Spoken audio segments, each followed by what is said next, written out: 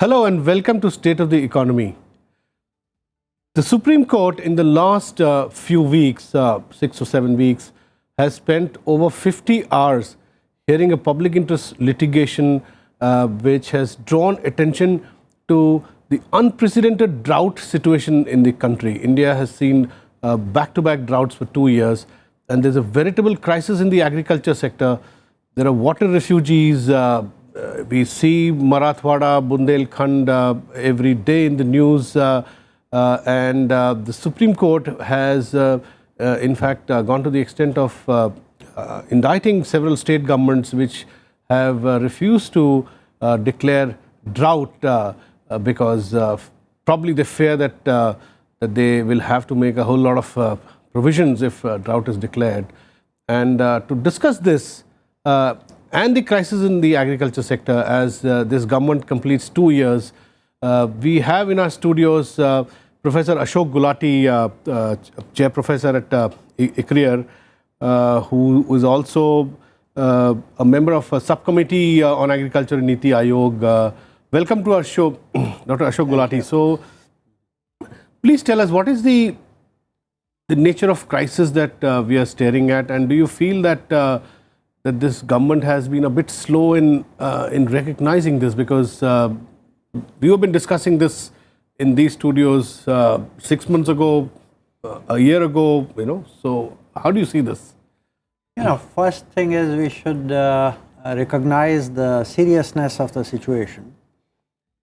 This is a back-to-back drought, which is the fourth such event since 1900. So, if you take last 115 years, you will find that such things have happened in 1904-05, 1965-66, 86-87, and now this is 14-15.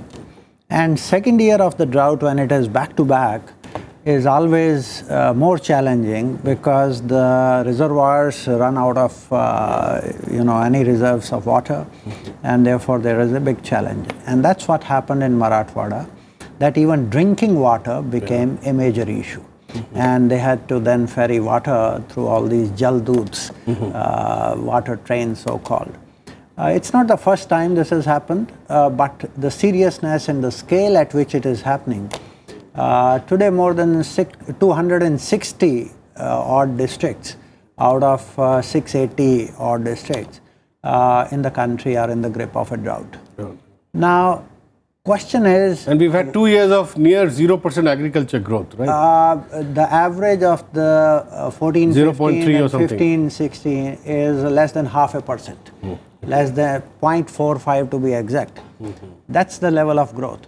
So when we are very proud that India is achieving 7.6% growth overall, in the same breath, if we say that our agriculture has failed literally and the growth is pitiably low, less than the population rate of growth in rural sector, that awakening has not come.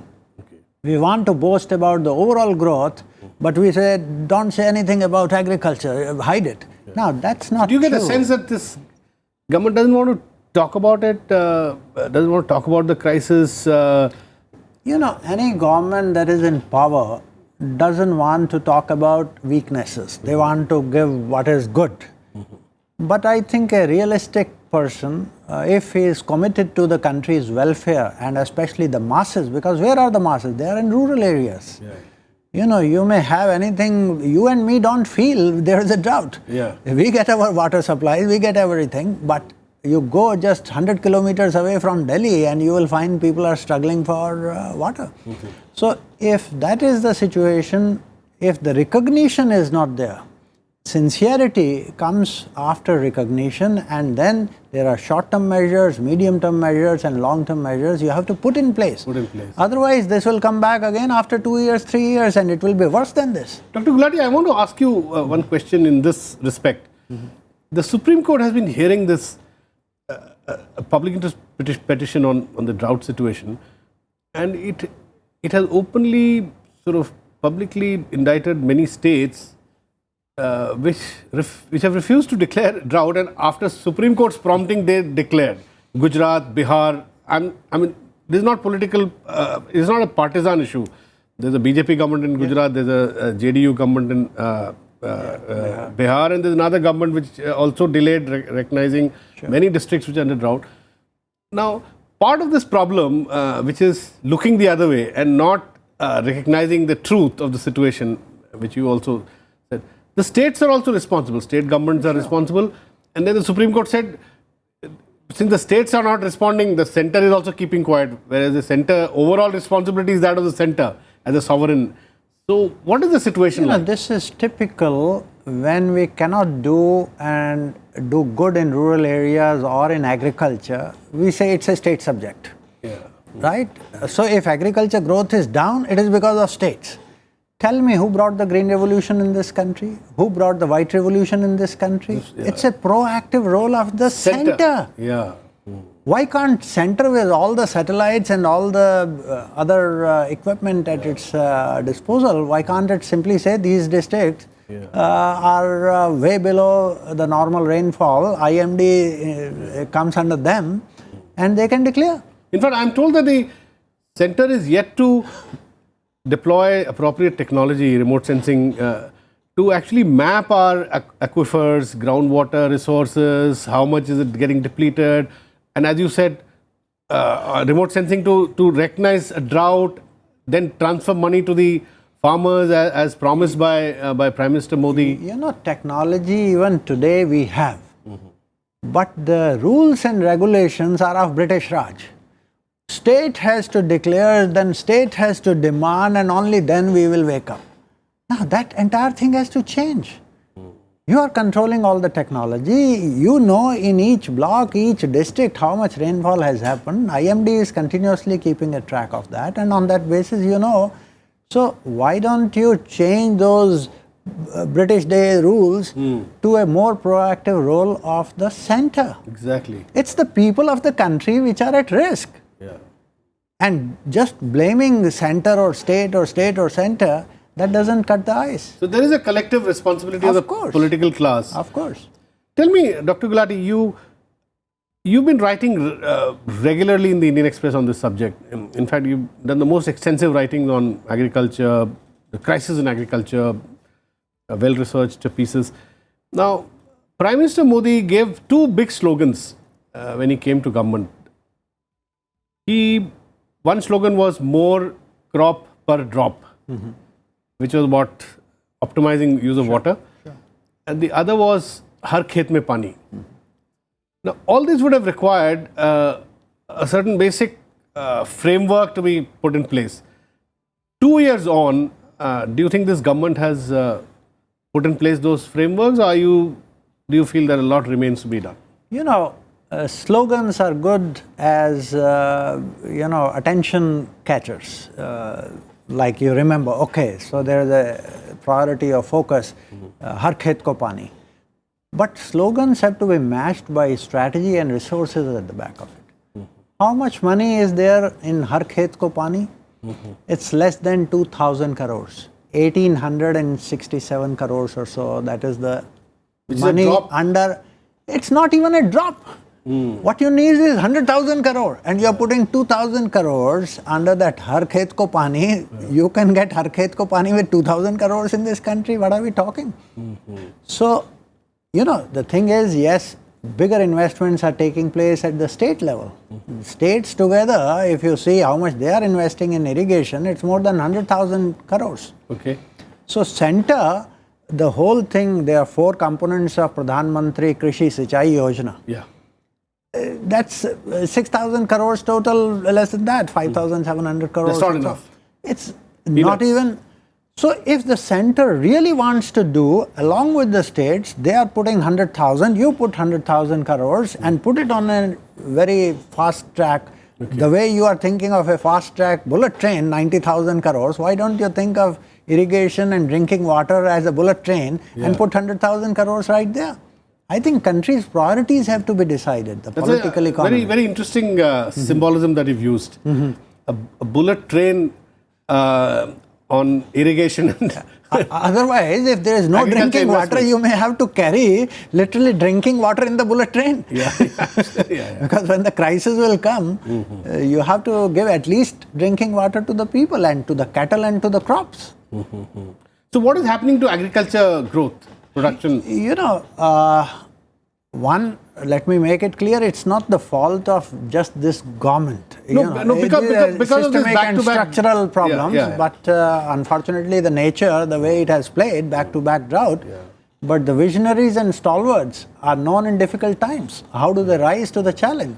And I feel if you can convert this crisis into an opportunity for change in major policies and programs, then that is where the wisdom lies. Sure, we're not blaming any government. That's right. Now, this is an unprecedented back-to-back That's drought. right. So what we are talking about here is What you can, first the recognition of the that's crisis, right. and as you have said and as you've written also, how can the government use this as an opportunity? That's right. And put in place a medium-term plan and a long-term plan. Now, what could be the main components of these? You know, 2, 3. One, normally the government acts as a supply side, more investment in irrigation, right? Which is needed, but if you look at what has happened in Maharashtra itself, we worked out on 10th and 11th plan, 10 years, how much money was spent there and converted that to 14, 15 prices. It's more than 120,000 crores. And the irrigation that was created, the cost of per hectare of public irrigation in Maharashtra over the 10-year period comes to 20 lakhs per hectare. If you give even the interest of that 20 lakhs to the farmer, he will say, hey, I don't need any more irrigation, give me that. So the cost of that supply side augmentation is loved by civil engineers, bureaucrats, politicians, contractors. There's large leakages there. Demand side management.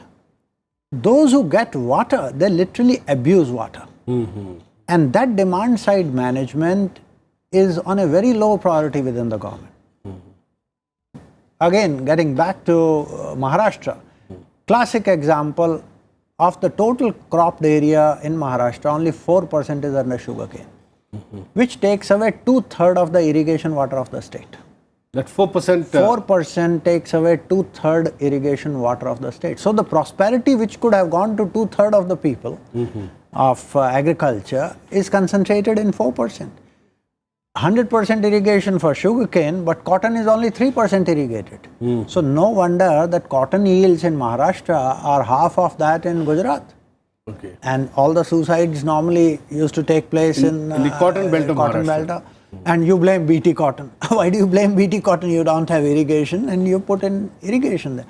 So the demand side management of water, you know, in a market economy, we normally raise the price when you consume more and more, progressive pricing.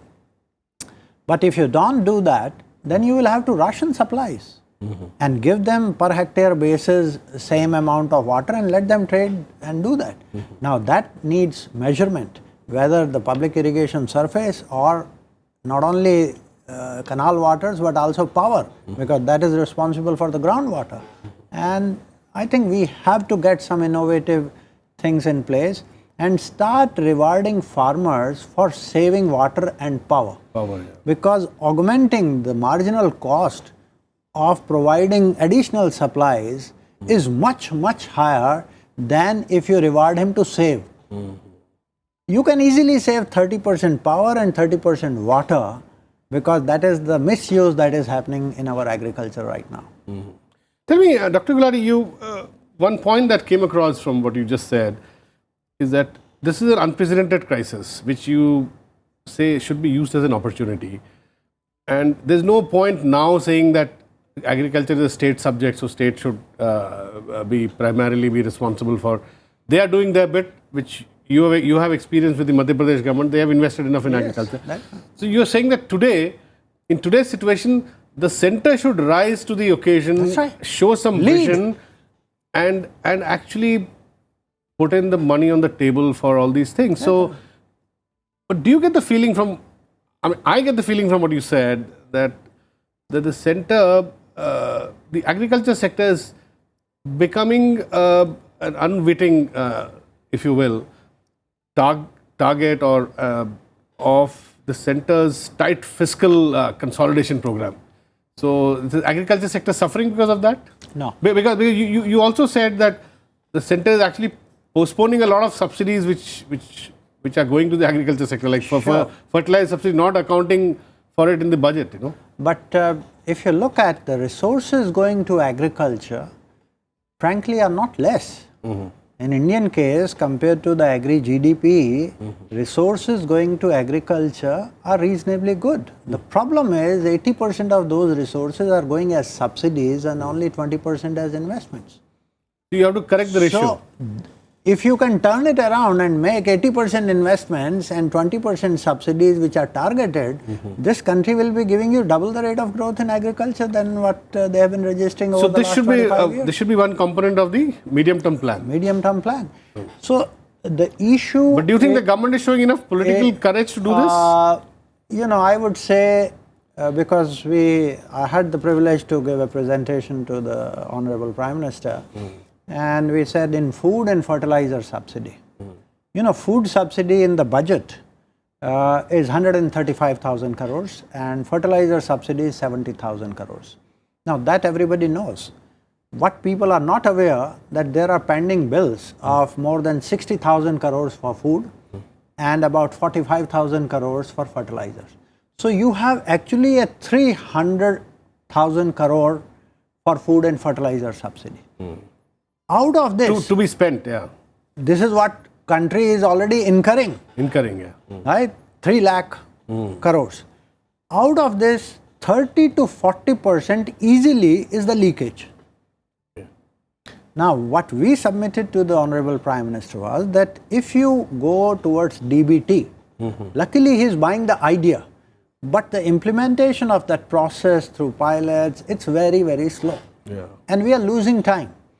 Because we found that if you can do the direct benefit transfer to the farmers or to the consumers and leave the rest to the markets and charge market prices, you will be able to save easily 50,000, 70,000 crores, easily.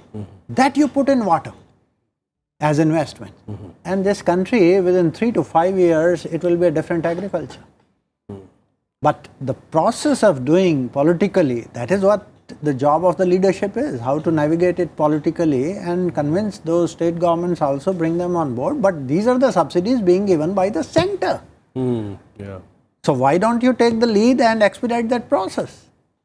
So there's lacking in political will to restructure the spending patterns in agriculture. I think the priority was more make in India or resurrecting India's image internationally and all that. But agriculture was a big, it was a big chapter in BJP's manifesto when it came to power. It was in the manifesto, and now, in fact, in the manifesto, they had suggested that farmers will get 50% profit over cost. Now, no BJP leader wants to talk about that. But I believe they are getting about 15% now.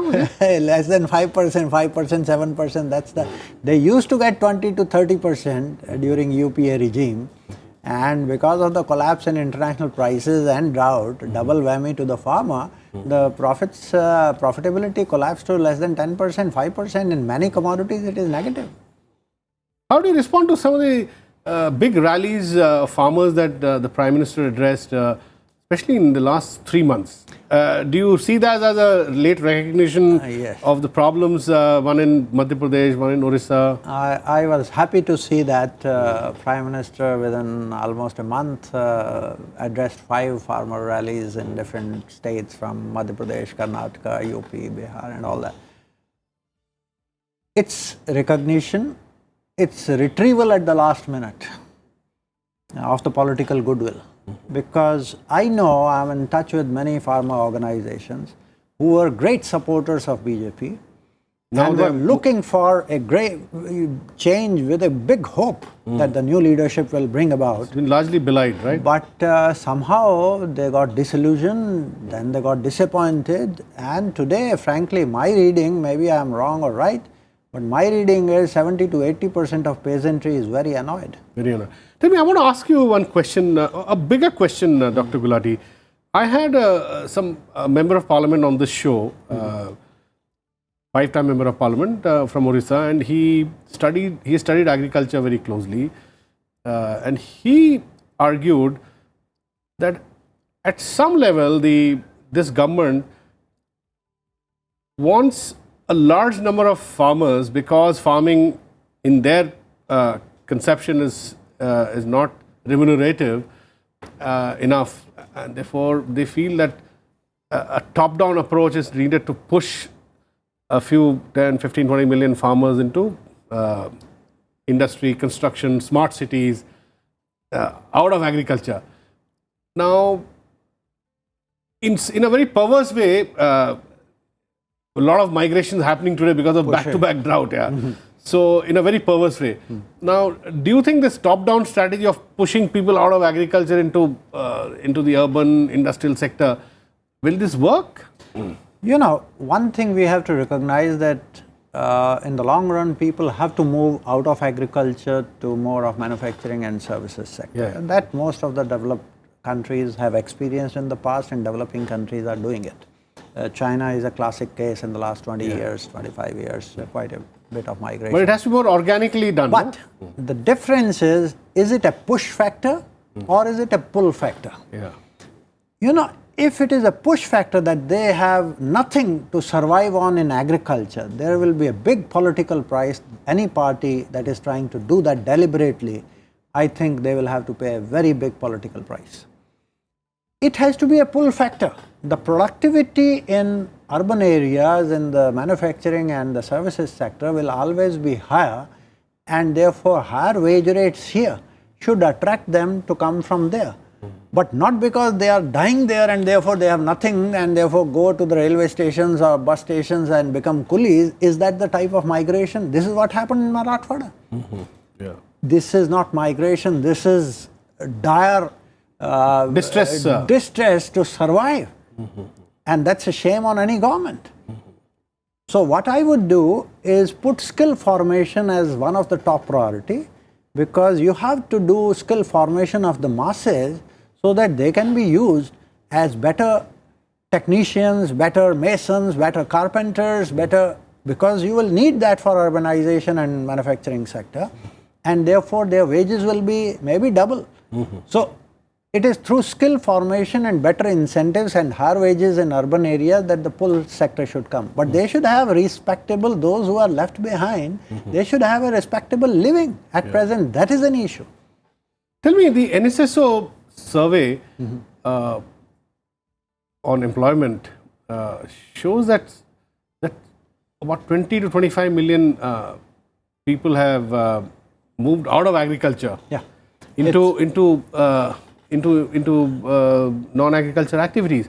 How do you read this? This happened between 2007 and 2000. No, between 2004 and 11. 11, yeah. This is the first time in the history of this country 32 million people moved out of agriculture. And this is a period when agriculture also grew at 4% per annum. Okay, yeah. This is when the prices were booming.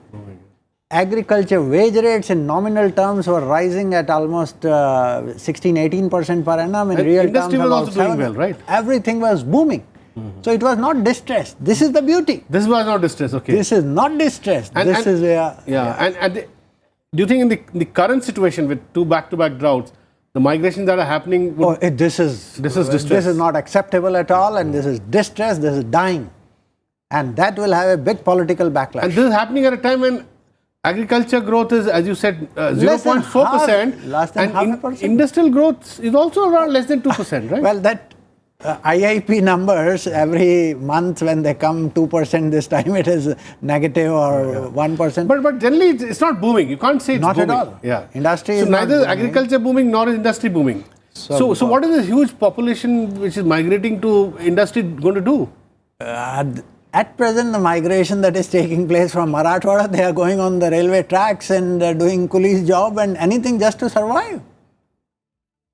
That's not migration. This is, I think, unacceptable in a democratic system. So let us hope, Dr. Gulati, that your wise counsel of using this situation as an opportunity and laying a medium-term and long-term agriculture growth path, government listens to that. Thank you very much for talking to us. That's all we have in this edition of State of the Economy. We'll be back with you next week. Thanks for watching.